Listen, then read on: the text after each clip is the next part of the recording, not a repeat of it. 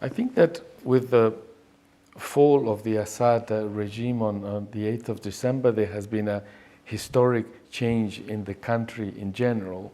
But this has also created a historic opportunity to address one of the most sad consequences of that 14-year war, which is the issue of refugees and IDPs.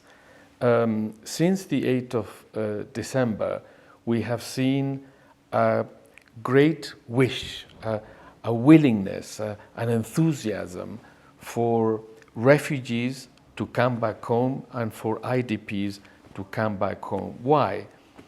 Because the main reason why those refugees and those IDPs stayed away from their homes for 14 years was because of the fear of Assad and his cruel practices, his practices of detention, of torture, of disappearances, of forced military conscription. Well, on the 8th of December, Assad and those practices went away.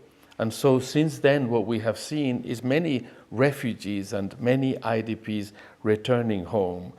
500,000 refugees have returned, mainly from Jordan, from Lebanon, from Turkey, from Iraq, from Egypt. And I think that large return, that enthusiasm to go home is a reflection of hope in the future of Syria. I think that the first thing that I would say is that the main obstacle at the moment, the main difficulty, the main challenge to the return of refugees and IDPs is the very, very poor economic and material conditions in the areas of return, whether it's them going back to Aleppo, or to Homs, or to Hama, or to Daraa, or to rural Damascus. So UNHCR, it's trying to play its part, to exercise its role in trying to provide some basic support, particularly to returnees, refugees and IDPs who are returning home, together with other UN and NGO partners. This includes some support for transportation for vulnerable refugees and IDPs. There are many refugees, for example, in Jordan or in Lebanon, but also IDPs in Idlib or in the northeast who want to go home, but they don't have the money even to pay for a bus ticket.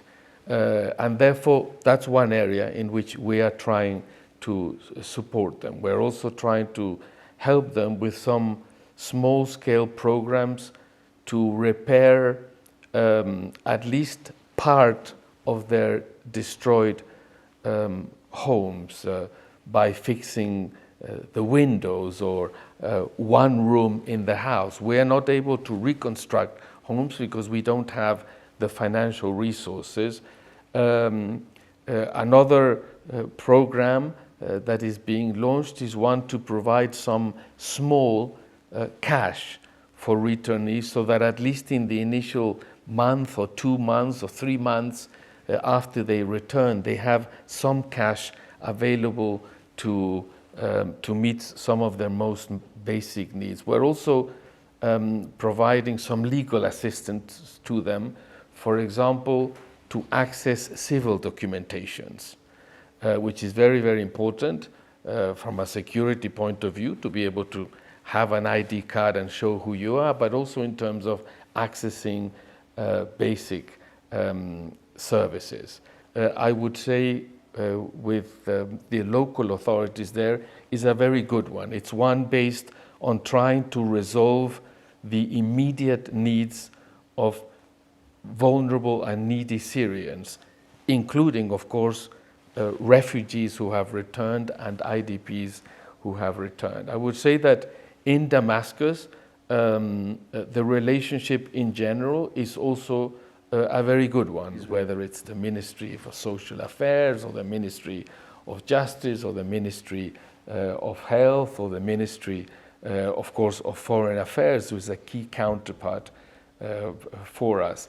We carried out, as UNHCR, a survey among a representative sample of Syrian refugees in the region. A survey to ask them, are you thinking of, are you planning to return to Syria? This survey was carried out after the 8th of December.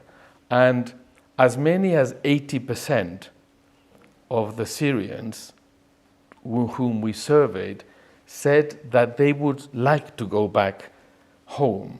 I think a very strong illustration, very strong evidence that in general there is a certain level of optimism from the Syrian people about the change in power that took place on the 8th of December.